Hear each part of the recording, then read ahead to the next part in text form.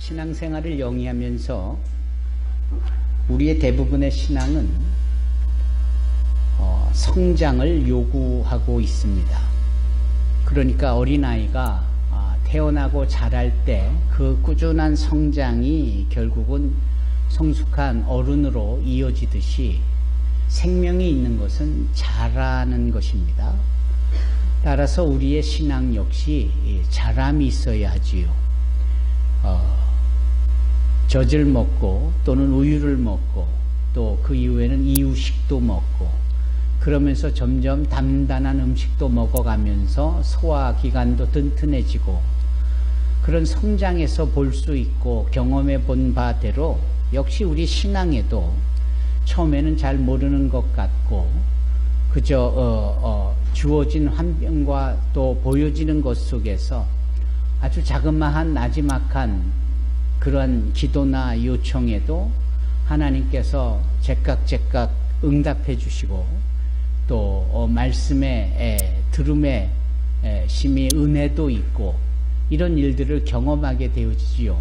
다만 이런 것들이 이제 삶의 고난과 또 신앙의 성숙을 위한 연단의 과정을 거치면서 힘들고 어려운 것도 사실이지만 신앙이 확장되어지고 성장되어지는 것을 경험하게 됩니다.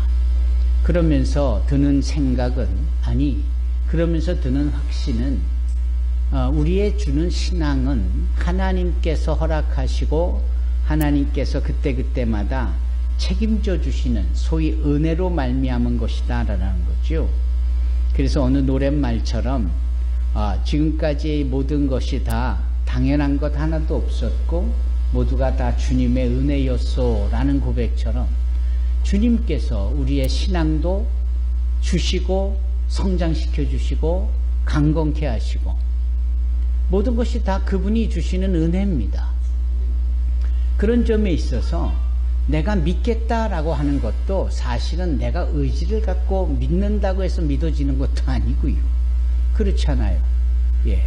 지금 우리가 이 자리에 와 있는 성도만 가지고 얘기를 해볼 때 여러분 우리가 다 예수를 믿는다고 하지만 엄격히 말하면 예수가 믿어지는 거지 내가 믿는다라는 의지와 나의 결정에 그러한 결과물이 믿음이 아닌 거예요. 안기래 권사님이 늘 전도 폭발을 하면서 에베소서 2장 8절의 말씀을 늘 강조하여 훈련생들에게 도전을 주고 있지만 그게 다 은혜요. 그게 믿음을 선물로 주신 것이기 때문에 하나님께서 우리에게 믿음을 주시니까 이게 믿어지는 겁니다. 여러분 그런 점에 있어서 지금 듣는 말씀도 내가 저 말씀이 하나님이 나에게 주시는 말씀이려다 내가 들어야 되겠다 내가 집중하고 정신 차려 들어야 되겠다 라고 생각하는지 몰라도 여러분 이 믿음이 들음에서 남에 있어서 들려지고 믿어지게 되어지는 이 모든 과정은 다 하나님의 개입인 거예요. 그래서 그분의 살았고 운동력이 있는 말씀이 우리의 내면의 세계를 해부하듯이 또 감찰하듯이 그렇게 다 우리의 보이지 않는 나의 이 내부적인 것까지도 다 두루두루 살피심에 그 말씀이 나에게 주시는 말씀이 되는 겁니다. 그래서 늘 고집스러웠고 거칠었던 베드로조차도 나중에 고백하기를 생명의 말씀으로 라고 고백을 해요. 생명의 말씀이 여기 있사오니 내가 어디로 가오리까 라는 고백을 하거든요. 그런 것만 보더라도 오늘의 우리의 신앙에 대한 부분을 강하게 이끄시고 또 그것을 가능하게 하시는 것이 소위 말씀이요 소위 은혜일진데 이 모든 것이 우리에게 믿음으로 작용하게 하고 반응을 보이게 하는 거지요. 따라서 우리가 믿는다라는 것은 좀 더 엄밀히 말하면 믿어지게 하는 하나님의 일이신 거예요. 아멘. 오늘까지 우리가 신앙생활을 영위하면서 이게 다 하나님의 인도하심이에요. 그런데 우리의 신앙이 자라가는 이 이름 속에 항상 수동적일 수밖에 없는 이 시점에서 한 가지만큼은 능동적인 것이 있어야 되겠다라는 겁니다. 여러분, 정우나 능동적인 것과 수동적인 것에 대한 차이는 무엇이니? 아이린, 능동적인 것과 수동적인 것의 차이는 뭘까요? 능동적인 것은 내가 자발적으로 의지를 갖고 하는 것이 능동적이라면 그것과는 상관없이 벌어지는 외부로부터 주어지는 어떤 힘, 어떠한 동기, 어떠한 취지와 그것을 가능하게 나를 떠미는 듯한 이런 모든 것으로 인하여 나온 결과, 이게 수동적인 거예요. 영어로 치면 패시브한 거고, 능동적인 것은 내가 직접 하는 어그레시브고 그런 거지요. 지금까지 이 말씀과 믿음이라는 이 부분이 대단히 하나님에 의한 패시브적인 것이었다면, 우리가 그 신앙을 성장해 가는 부분에 있어서 우리가 내가 의지를 가지고 강력하게 어그레시브하게 해야 되는 것이 있는데, 그게 뭘까요? 여러분, 그게 뭘까요? 그것은 바로 기도입니다. 기도는 내가 결정을 하고 내가 열심을 내고 내가 의지를 갖고 해야 되는 것이 기도예요. 나는 가만히 있는데 하나님께서 나를 강하게 기도시키고 그분이 나로 하여금 역사하셔서 내가 수동적으로 기도했다, 그거 아니에요. 어떤 분들은 가끔 그런 얘기를 해요. 그날따라 하나님이 나를 감동시키셔서 내가 기도하지 않을 수 없었다. 그럴 수 있습니다. 그만큼 하나님의 역사는 포괄적이고 통전적이고 종합적인 거예요.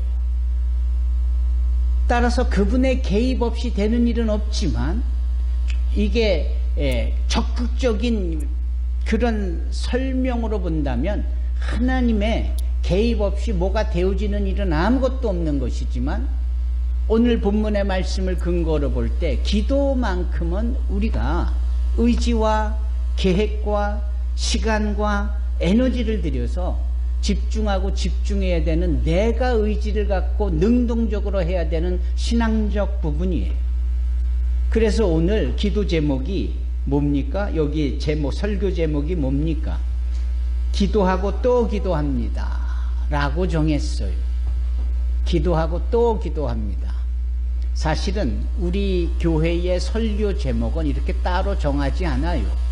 항상 성경 본문의 말씀에서 한 단락을 제목으로 그렇게 전통적으로 사용해 오고 있는데, 오늘은 유난히도 같은 맥락과 방향성 속에서 다른 말로 설교 제목을 잡아본 거예요. 그게 바로 기도하고 또 기도합니다.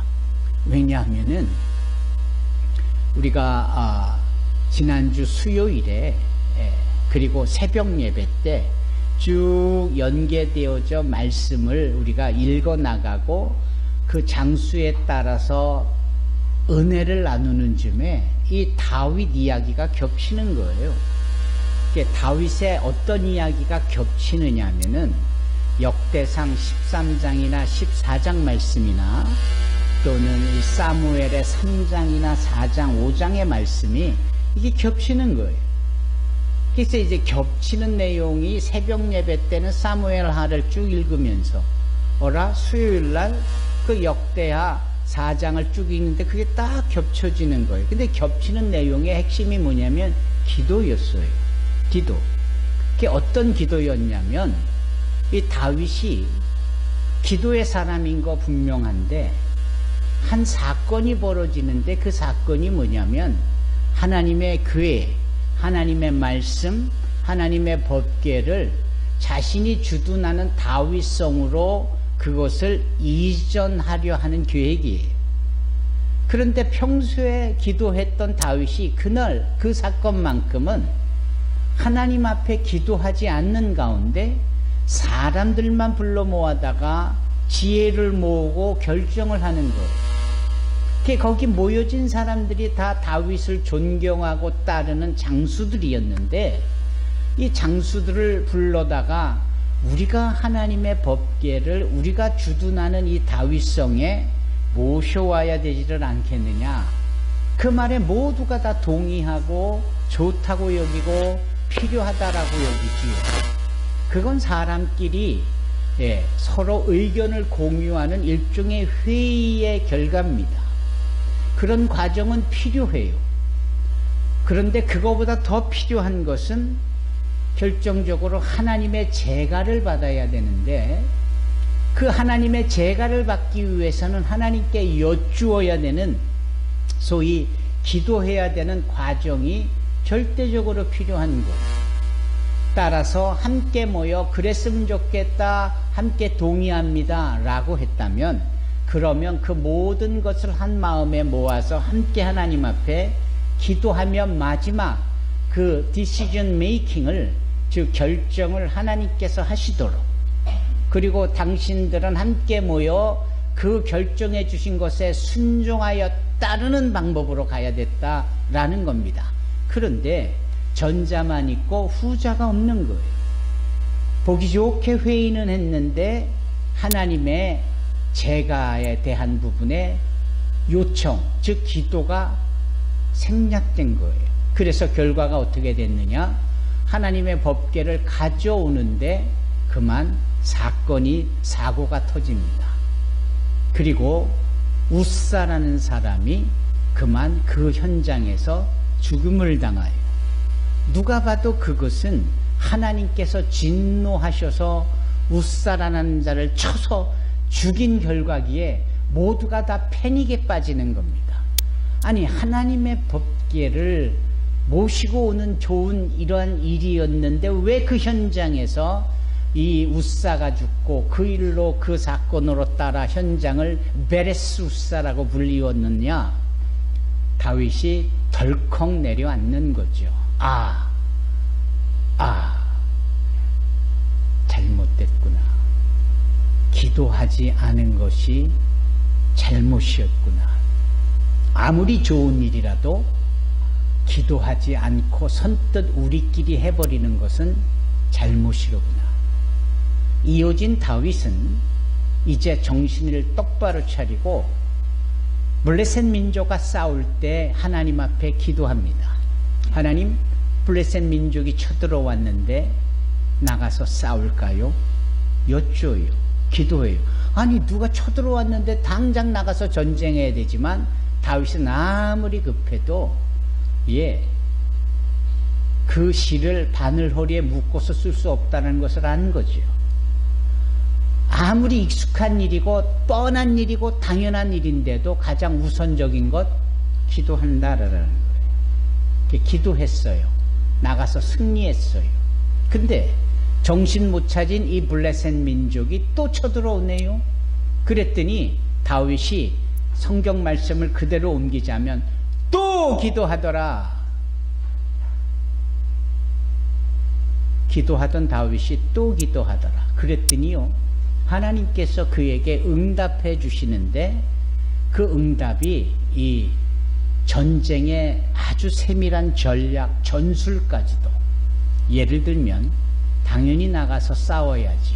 그러나 전면전을 하지 말고 우회하여 뒷면에 대기하고 있다가 그 뽕나무 숲에 바람이 불어 그 뽕나무 숲 그 나무 꼭대기에 부는 바람에 움직이는 나무 소리가 소위 군인들의 군화 발자국처럼 소리가 들려지는 그때에 진격하여 블레셋 민족을 쳐라 라고 때와 장소와 아주 세밀한 매뉴얼까지도 허락하시는 거예요.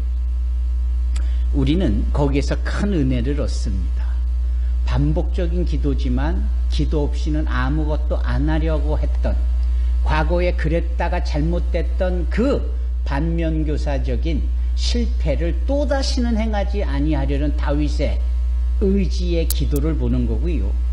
그 의지의 기도는 한 번 한 걸로 끝나지 않고 거듭 반복적으로 지속적으로 over and over again 계속해서 하는 겁니다. 그래서 기도하고 또 기도하는, 여기에 우리가 우리 삶의, 우리 신앙의 성장에 대한 비결을 보는 겁니다. 우리의 모든 믿음의 성장은 하나님이 주체가 되셔서 그분이 은혜를 주시고 말씀으로 우리의 믿음을 견고하게 해주시는, 그래서 아멘 아멘 하며 수동적으로 우리가 누리면서 성장의 기쁨을 나누고 그 맛을 보고 있지만, 한편 한 부분에 있어서는 우리가 어그레시브하게 능동적으로 무엇을 택해서 해야 된다? 기도하는 겁니다. 기도. 여러분, 기도를 많이 하십시다. 여러분, 기도를 많이 하십시다. 기도를 하고 또 기도하십시다. 그런데 어느 날 주님께서 마태복음 6장에 기록되어져 있는 말씀을 근거하여 나누어 볼 때, 기도를 많이 한다고 좋은 것만은 아니겠구나. 기도를 많이 하자라고는 우리가 지금 도전했고 아멘으로 서로 화답을 했는데, 주님이 너희가 기도할 때 이방인들처럼 중언부언하지 마라, 이렇게 말씀하세요. 그러면 중언부언이라는 말이 뭡니까? 한 말 또 하고 한 말 또 하고 한 말 또 하고, 시계 들여다보고 아직도 15분이나 남았네, 한 얘기 또 하고 또 하고, 그냥 양으로 승부 보려는, 분량으로 승부 보려는, 분량을 채우면 그게 단 것처럼 생각하는, 이게 중언부언이에요. 혹여나 저도 그런 적이 많은데, 기도 시간을 정해놓고 기도하는 것은 대단히 성숙한 모습이고 필요한 부분인데, 그걸 분량으로 채우려고 한 말 또 하고 억지로 채우고 그러지는 말아라. 주님께서 그렇게 말씀하시는 거예요. 두 번째, 주님께서 마태복음 6장에 따르면 너희가 기도할 때 외식하는 자의 모습처럼 기도하지 말아라 그래요. 외식이라는 말은 뭡니까? 언뜻 듣기에 바깥에 나가서 가족들끼리 식당에서 밥 사 먹는 게 외식이잖아요. 그 외식 말고 바깥의 모습을 형식적으로 담아두는 것을, 이걸 외식이라고 합니다. 히포크레티스. 외식이에요. 그러니까 내 속마음은 그렇지가 않은데 겉으로는 아주 행복한 모습을 보이거나, 내 속으로는 화가 나는데 겉에 얼굴로는 화사하게 미소 짓고 있거나, 이렇게 척하고 이렇게 가면을 쓰듯 소위 연출해내는 행동, 이게 다 외식인 거거든요. 우리 주님은 정말 싫어라 하시는 것 중에 하나가 있었으니 그게 뭐냐면 외식하는 거예요. 따라서 이 바리새인들이 그 외식하는 모습 속에 통렬히 주님 앞에 얼마나 징계와 욕을 듣는지요. 이 외식하는 바리새인들어, 이 회칠한 무덤들이여, 이 독사의 자식들이여, 이 속과 겉이 일치가 되어지는 순전함을 하나님은 보시기를 원하지, 속과 겉이 다르게 이렇게 가면을 쓴 것처럼, 여러분, 기도가 이런 식이 되어져서는 안 된다라는 겁니다. 내가 지금 직면한 문제 속에 주님 앞에 도움을 요청하는 기도라면 아픈 내용 그대로를, 있는 내용 그대로를, 여러분 왜 대중 기도에 대해서 불편함과 부담을 느끼십니까? 그게 사람들의 눈을 의식해서 그래요. 내가 혼자 기도했는데 대중 앞에서 기도한다라고 할 때, 혼자 기도했을 때의 그 기도의 대상, 그 기도를 받으시는 분은, 그 기도를 들으시는 분은 하나님이시잖아요. 대중들이 모여있는데 앞에서 기도할 때 그 기도가 사람들이 들어요? 똑같이 하나님이 들으시도록 올려드리는 게 기도잖아요. 그런데 왜 혼자 있을 때는 기도가 제법 나오는 것 같고 하는 것 같다가도 사람들이 있는 곳에서 하라면 왜 나는 못한다고 하고 왜 불편하다라고 할까요? 사람들을 의식하기 때문에. 그런 사람들의 기도를 유심히 들어보면 사람 듣기에 좋은, 그리고 자신의 신앙과 믿음을 이 정도의 표현으로 기도에 담아 설명하려듯 하는 경우가 대부분이에요. 그런 거 하지 마라 라고 주님이 말씀하시는 거예요. 외식하는 자의 기도하지 마라. 그러시면서 주님이 가르쳐 주신 기도로 이어지는 겁니다. 하늘에 계신 우리 아버지여, 이름이 거룩히 여김을 받으시오며 나라의 마옵시며 뜻이 하늘에서 이루어진 것 같이 땅에서도 이루어지이다. 오늘날 우리에게 일용할 양식을 주옵시고 우리가 우리에게 죄진 자를 사하여 준 것 같이 우리 죄를 사하여 주옵시고 우리를 시험에 들게 하지 마옵시고 다만 악에서 구하옵소서. 대개 나라와 권세와 영광이 아버지께 영원히 있사옵나이다. 이렇게 기도하라라는 거예요. 그것이 핵심입니다. 그러면서 세 번째로 주님께서 기도할 때 하지 말아야 될 것 하나를 말씀하지요. 그게 뭐냐면 염려하지 마라, 걱정하지 마라, 근심하지 마라. 기도는 열심히 해놓고 돌아서면 또 걱정, 기도 열심히 해놓고 믿습니다 하고 돌아서면 또 근심. 그 주님 앞에 모든 걱정과 염려의 진보다리를 내어놓는 것이 기도인데, 그걸 내어놨다라고 하고는 아멘 하고 다시 집어들고 또 돌아가는, 그러지 말라라는 거예요. 너희는 내일을 염려하지 말지니 내일은 내일로 족할 것이요. 그러므로 염려하는 기도하지 말고 뭐라고 기도하라는 겁니까? 너희는 먼저 그의 나라와 그의 의를 구하라. 그래야면 지금 염려했던 것, 근심했던 것, 걱정했던 것, 그래서 네 마음에 무겁게 느껴지는 모든 것들을 다 하나님께서 들어주시리라, 책임져 주시리라. 아멘. 그 말씀을 가까이서 듣던 베드로가 너의 짐을 주님께 맡겨라. 그리하면 그가 너를 안위하시리라. Cast your burden unto Jesus, that He cares for you. 우리의 모든 인생의 짐을 주님께 내려놓고 맡길 때 하나님께서 우리를 안위하여 주신다. 우리를 책임져 주신다. 우리를 보장해 주신다. 사랑하는 성도 여러분, 오늘 사도 바울은 빌립보 교회 성도들에게 동일한 말씀을 전하고 있습니다. 그런데 그가 이렇게 말합니다. 오늘 본문의 말씀, 어린이 성경 주보에 나와 있는 내용으로 보면 걱정하지 말고 필요한 것을 하나님께 구하라, 기도하라라는 거죠. 걱정하지 말고. 그리고 감사하는 마음으로 하나님께 기도해라. 그러니까 하지 말 것에 대한 매뉴얼과 해야 될 것에 대한 매뉴얼. 기도는 반드시 해야 되는데 기도에 결부시키지 말아야 될 것이 걱정, 근심, 염려요. 기도에 결부시켜야 될 게 감사하다라는 거예요. 여러분, 항상 감사할 수 있는, 그것을 기도에 담아 주님 앞에 고백할 수 있는 저와 여러분이 되기를 바랍니다. 한편으로는 염려, 근심, 걱정 다 내려놓으시기 바랍니다. 어쩌면 이렇게도 표현이 될 겁니다. 기도를 하면 어떻게 되는 건가요? 근심이나 염려나 걱정거리들이 옅어지고 사라지게 되는 겁니다. 여러분, 내가 할 수 있는 일이 뭐가 있겠어요?